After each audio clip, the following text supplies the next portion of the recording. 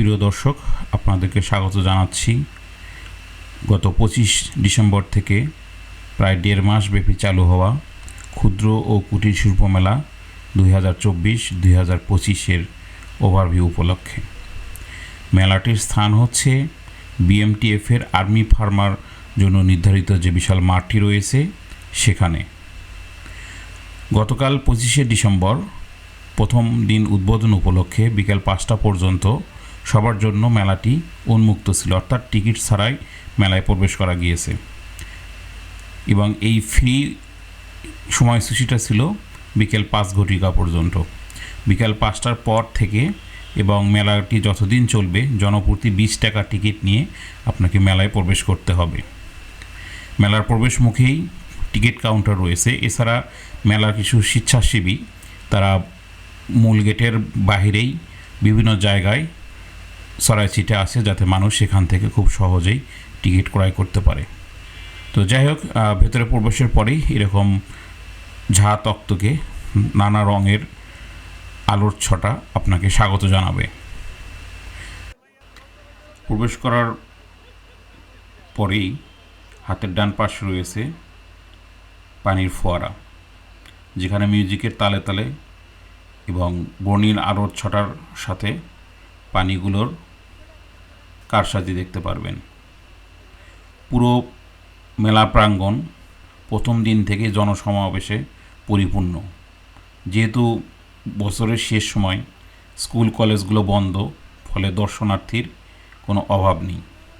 তো যাই হোক, শুরুতেই এই মূল যে প্যাসেজ, হাঁটা চলার প্যাসেজ, সেটা পুরোটাই খুব সুন্দরভাবে রঙিন আলোর ছটার মাধ্যমে সজ্জিত। তো এখানে বিভিন্ন ধরনের পণ্য ভাণ্ডার নিয়ে মেলায় বিক্রেতারা এসেছেন। যদিও মেলার প্রথম দিন সব স্টলগুলো এখনও শুরু হয় নাই, তবে আশা করা যাচ্ছে 2-3 দিনের মধ্যেই সবগুলো স্টলগুলো চালু হবে। তো এখানে মেলায় দর্শনার্থীদের জন্য রয়েছে বিভিন্ন ধরনের রাইড। এখানে বাচ্চারা এবং বড়রাও এখানে অংশগ্রহণ করতে পারবে। এই ছোট্ট ট্রেনে সেখানে ভিড় লেগেই ছিল। এরপর হাতের ডান পাশে একটা কাপড়ের দোকান এবং আরও ডান পাশে স্টলগুলো আসলে এখনও ফাঁকা রয়েছে। খুব শীঘ্রই আশা করা যায় সেগুলো চালু হবে। এছাড়া মাঝামাঝি জায়গাগুলোতে বাচ্চাদের বিভিন্ন রাইড রয়েছে এবং আরও সামনের দিকে নাগরদোলা সহ আরও বেশ কয়েকটি রাইড রয়েছে।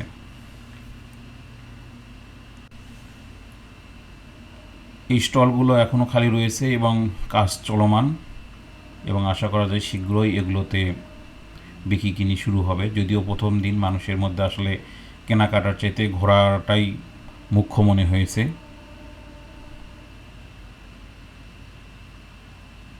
অনেকেই আবার বিভিন্ন কাপড়ের গুলো নেড়ে চেড়ে দেখছেন। তবে গাজীপুরবাসীর জন্য এই সময়ে এই সুন্দর আয়োজন অনেকটাই শাপে বর, কারণ এমনিতেই গাজীপুর শহরে কোনো ঘোরাঘুরির জায়গা নেই। যাই হোক, এখানে হাতের বাম পাশে রয়েছে শীতকালীন পিঠার একটা স্টল এবং ডান পাশে এখানে ইয়ং জেনারেশনের অনেক ভিড়। তারা এখানে তাদের হাতের মাসলের স্ট্রেংথ পরীক্ষা করছে। তো এই গ্রামীণ শীতকালীন পিঠার একটা স্টল, যেখানে নানা পদের শীতকালীন পিঠা পাওয়া যাচ্ছে এবং মানুষ বেশ উপভোগ করছেন শীতের পিঠাগুলো। আর একটু যদি আমরা সামনে এগিয়ে যাই, সামনেই দেখা যাচ্ছে নাগরদোলা, যে নাগরদোলাতেও উপচে পড়া ভিড় ছিল। প্রতিটা জায়গায় কানায় কানায় পরিপূর্ণ। স্টলগুলো সব চালু না হলেও প্রথম দিনে মানুষের উপচে পড়ার ভিড় লক্ষ্য করা গিয়েছে।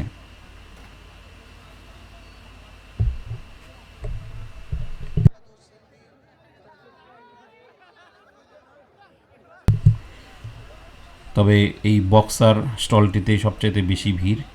ইয়ং জেনারেশন সবাই তাদের হাতের মাসল পরীক্ষা করছে। ভেতর দিয়ে আরও যদি আমরা সামনে এগিয়ে যাই, এখানে আসলে একটা উন্মুক্ত স্টেজ রয়েছে, যেখানে প্রতিদিন কোনো না কোনো সঙ্গীত শিল্পী এসে এখানে গান পরিবেশন করবেন। সো আপনারা মেলা উপভোগের পাশাপাশি এই উন্মুক্ত মঞ্চেও সাংস্কৃতিক অনুষ্ঠান উপভোগ করতে পারবেন।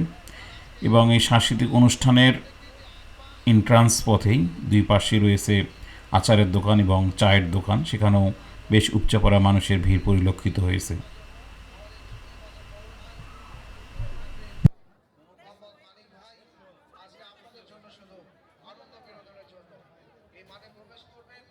মাঝখানে টাওয়ারটি মূলত এন্ট্রান্সের পজিশনটা দেখাচ্ছে। তো আমরা সামনের দিকে আমরা এগিয়ে যাচ্ছি। এখানে বাচ্চাদের বিভিন্ন খেলনা, কসমেটিক্স আইটেমগুলো রয়েছে, যেখানে তুলনামূলক ভিড় অনেক বেশি এবং এখানেই মূলত মানুষ কেনাকাটা করতেছে। এবং সামনে রয়েছে মিষ্টান্নর দোকান, এখানে বিভিন্ন ধরনের মুরগি, সন্দেশ, বাতাসা এবং মিষ্টি আইটেম বিক্রি হচ্ছিল। তবে এরকম খোলামেলা পরিবেশে পলিথিন দিয়ে বা আরেকটু হাইজিন মেনটেন করা দরকার, যেহেতু মাটিতে বালির পরিমাণ অনেক বেশি এবং মানুষের চলাচলের কারণে বেশ ধুলো উঠছিল। তো যাই হোক, এখানে বিশাল একটা নাগরদোলা আমরা দেখতে পাচ্ছি এবং সেটাতে প্রায় কোনো আসন খালি ছিল না এবং বেশ মানুষ অপেক্ষা করছিল যে কখন তারা তাদের সিরিয়াল আসবে।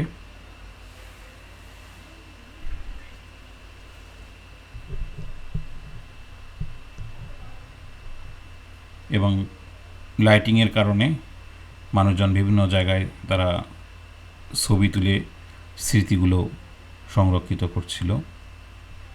আমরা আরও সামনের দিকে যাচ্ছি, অর্থাৎ মেলার উত্তর দিকের অংশে। এখানেও বাচ্চাদের রাইড রয়েছে।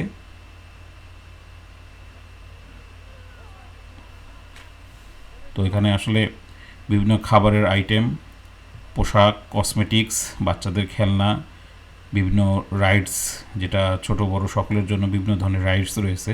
সুতরাং এখানে ফ্যামিলি নিয়ে আসলে আসলে বেশ উপভোগ্য সময় কাটবে। যদিও লোকজনের সমাগম অনেক বেশি, প্রথম দিকে হয়তো জনসমাগম এরকমই উপসে পড়া থাকবে, হয়তো যেহেতু 45 দিন ব্যাপী এই মেলা, সো সময়ের সাথে এখানে কিছুটা হলেও সমাগম সহনীয় পর্যায়ে আসবে। প্রথম দিন আসলে এতটাই ভিড় ছিল যে আমি একা আমার পক্ষে হাঁটতে গিয়ে বেশ কষ্টকর হয়ে যাচ্ছিল, কারণ অনেকেই সাথে ধাক্কা লাগতেছিল, একেবারে গা ঠাসাঠাসি অবস্থা।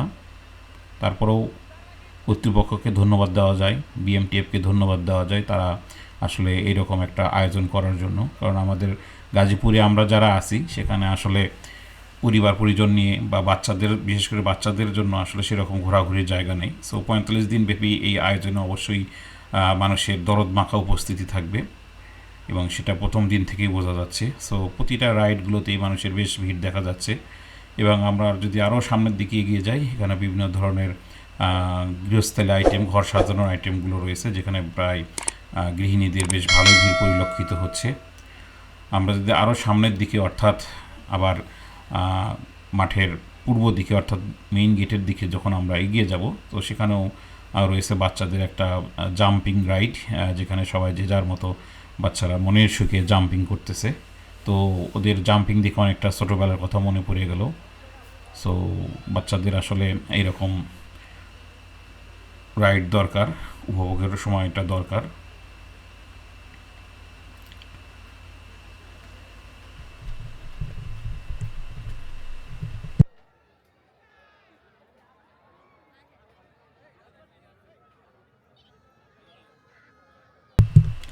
বিভিন্ন জায়গায় দই ফুচকার দোকান রয়েছে, সবগুলো চালু হয় নাই এবং প্রথম দিন মানুষজন আসলে কোথায় কী আছে সেটাই দেখতে এসেছে। হয়তো এরপরে তারা আসবে আরও সুন্দর সময় নিয়ে, সুন্দর প্ল্যান নিয়ে। তো সামনে রয়েছে স্লিপার, যেখানে টিকিটের মাধ্যমে বাচ্চারা প্রায় 10-15 মিনিট এই স্লিপারটা ইউজ করতে পারবে।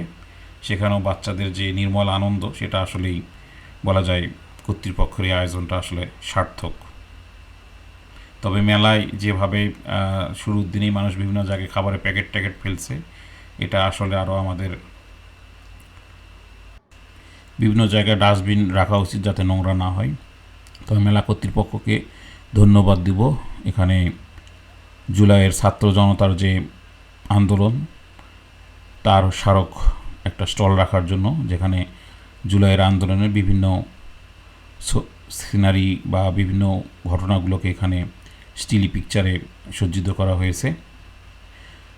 সামনেই রয়েছে বিএমটিএফের বিভিন্ন পণ্য সামগ্রীর স্টল, যেখানে বেকার আইটেম থেকে শুরু করে তাদের বিভিন্ন কসমেটিক্স আইটেম, জুতা, স্যান্ডেল এগুলো এখানে বিক্রি হচ্ছে। এবং এটার অপোজিটেই হচ্ছে মেলার হচ্ছে অফিস।